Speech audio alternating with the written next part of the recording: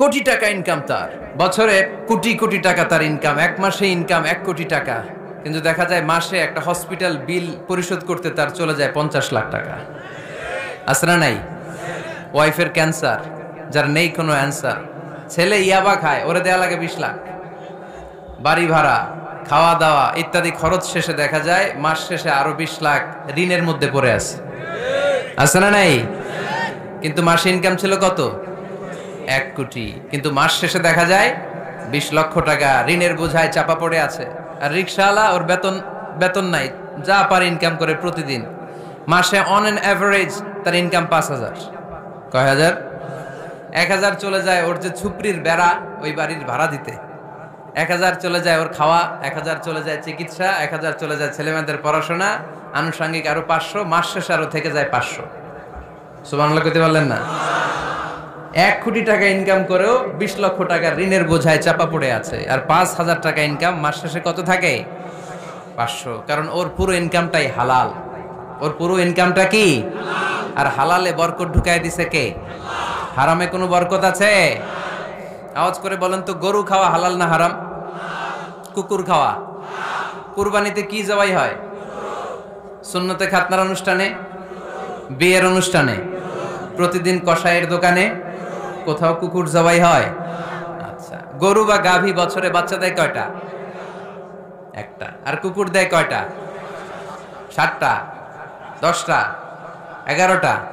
জন্ম নিয়ন্ত্রণ নাই তো, দেদারসে দিচ্ছে, ফ্যামিলি প্ল্যানিং নাই, তাই না? আচ্ছা, তো দেখেন, গরু বাচ্চা দিল কম, কুকুর বাচ্চা দিল বেশি। গরু জবাই হয় বেশি, কুকুর জবাই হয় না। গরু আমরা খাই বেশি, কুকুর খাই না। তারপরেও কসবায় গরু বেশি না কুকুর বেশি? আওয়াজ করে বলতে হবে, গরু না কুকুর? কারণ গরু খাওয়া হালাল, আর হালালে বরকত ঢুকায় দিছে কে? এজন্য দ্য ডিসিশন ইজ ইয়োরস, সিদ্ধান্ত আপনার। কই যাবেন, ডানে না বায়ে? হালালের সাথে না হারামের সাথে?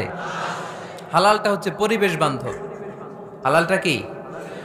Eco friendly. এটা পরিবেশ বান্ধব, এটা স্বাস্থ্যকর, এটা রুচিসম্মত, এটার মধ্যে কোনো ঝামেলা নাই, এটাতে কোনো ভেজাল নাই। হালালে থাকলেই লাভ, যদিও অল্প। সুবহানাল্লাহ পড়েন। এজন্য রাব্বুল আলামিন বলেন, ইয়া আইয়ুহান নাসু কুলু মিম্মা ফিল আরদি হালালান তাইয়্যিবা ওয়া লা তাত্তাবিউ খুতুওয়াতিশ শাইতান ইন্নাহু লাকুম আদুউম মুবিন। ওহে মানুষেরা, শোনো শোনো, এই জমিনের ভেতরে যেটাকে আমি হালাল করেছি, যেটাকে আমি পবিত্র করেছি, ওইটা খাও, ওইটা গ্রহণ করো। হারাম খেও না, হারাম অর্জন করো না, হারামের কাছেও যেও না। শয়তানের পদাঙ্ক অনুসরণ করো না। জেনে রেখো, শয়তান হলো তোমাদের প্রকাশ্য দুশমন। ঠিক কি না? আদুউম মুবিন। শয়তান আমাদের প্রকাশ্য দুশমন। সে হারামকে আমাদের কাছে চাকচিক্যময় করে তুলে। সে বুঝাতে চায় হারামের মধ্যে আরাম। আসলে হারামে আরাম আছে, হালালের মধ্যে বরকত। এজন্য আমরা সবসময় হালাল অবলম্বন করব। রাজি আছেন তো? কিন্তু আমরা যদি আমাদেরকে প্রশ্ন করি, আমাদের ব্যবসায়, আমাদের চাকরিতে, আমাদের লাইফ লিডিং সিস্টেমে আমরা কি শুধু হালাল খাই? কি খাই? হালালও খাই, সুযোগ পাইলে একটু যদি পাই অমনি ধরে ঘাপুস ঘুপুস। সুযোগ পাইলেই কি ঘাপুস ঘুপুস? ঘাপুস ঘুপুস করা যাবে না। অনেকে আবার আছে দেখবেন, খাওয়ার ক্ষেত্রে হালাল খোঁজে। খাওয়ার ক্ষেত্রে আমি অনেক লোক দেখেছি। থাইল্যান্ডে আমি গেলাম, দেখি যে তার ব্যাপারে জানি যে সরকারি চাকরি করে, লক্ষ লক্ষ টাকা 2 হাতে কামায়, এমনি গাছেরটাও খায়, তলারটাও কুড়ায়। আছে না নাই? তো ইচ্ছে মতো ডানে বায়ে ইনকাম করে, হালাল হারাম দুইটাই খায়। কিন্তু থাইল্যান্ডে যে হালাল খাবার খুঁজতেছে, কি খুঁজতেছে? ওখানে যে জিজ্ঞেস করে যে এই দোকানে কি পর্ক আছে? পর্ক থাকলে খাবো না। পর্ক মানে হচ্ছে শুকরের চর্বি। শুকরের গোশত বা চর্বি মেশানো কোনো খাবার উনি খাবে না, কারণ এটা হারাম। আর ঘুরছে খায়, এটা খুব হালাল। এরকম ডাকাইতে আছে না নাই? তাহলে আমাদের মুসলমানদের সবচেয়ে বড় সমস্যা হচ্ছে আমরা খাওয়ার ক্ষেত্রে হালাল খুঁজি, কিন্তু ইনকামের ক্ষেত্রে ওই জিনিসটা খুঁজি না। এরকম আছে না নাই? না। Your food should be halal, your drinks should be halal, your income should be halal, your dress up, your fashion should be halal, and your entertainment should be halal. আপনার পোশাক হতে হবে হালাল, আপনার খাদ্য হতে হবে হালাল, আপনার উপার্জন হতে হবে হালাল, আপনি যে বিনোদন করছেন এই বিনোদনটাও হতে হবে হালাল। চিল্লায় বলেন ঠিক কিনা? হালাল বিনোদন লাগবে, হালাল ড্রেস আপ লাগবে। ছেলেরা কি স্বর্ণ পড়তে পারবে? ছেলেরা কি সিল্কের জামা পড়তে পারবে? আমরা সিল্কের জামা পরি না, এটা আমাদের জন্য হারাম করেছে কে? ছেলেরা জুয়েলারি পড়তে পারবে? গলায় চেন পড়তে পারবে? হাতে ব্রেসলেট দিতে পারবে? আছে না নাই? এখানেও অনেকের আছে না নাই? দেয়া যাবে? অনেক ছেলে দেখবেন আবার কানের মধ্যে ছিদ্র করে, কসবায়, মাশাআল্লাহ এগুলা নাই। আমি বাঁচায় দেওয়ার জন্য কইলাম নাই, আবার ওরা কয় আছে। আছে আছে না, এগুলো করা যাবে? দাড়িতে চুলে কালো রং দেয়া যাবে? এটা ধোঁকাবাজি। এটা কি? মান গাশশানা ফালাইসা মিন্না। আল্লাহর হাবিব সাল্লাল্লাহু আলাইহি ওয়াসাল্লাম বললেন, the person who deceives us he is not among আস।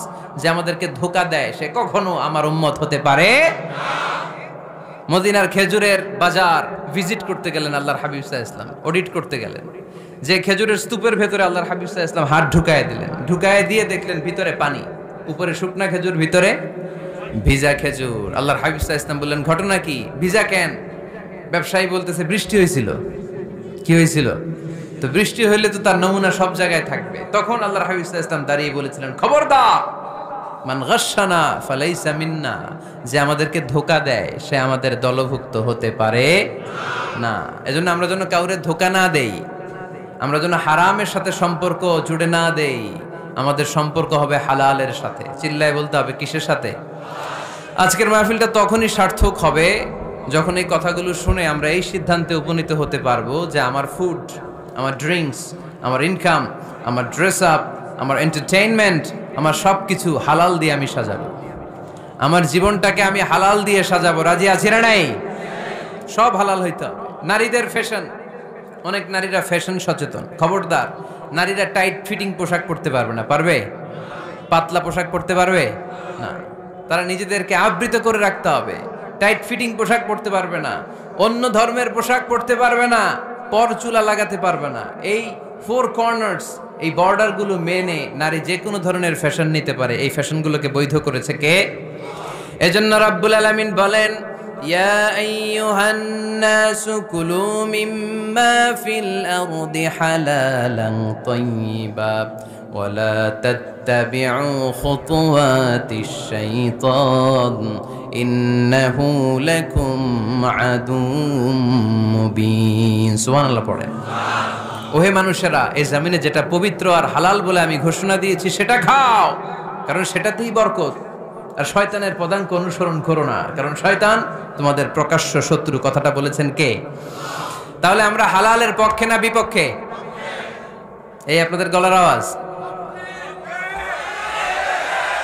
হালালের পক্ষে না বিপক্ষে? হারামের পক্ষে না বিপক্ষে? আমরা আমাদের জীবনটা হালাল দিয়ে সাজাতে চাই কি চাই না? কারণ হালালে বরকত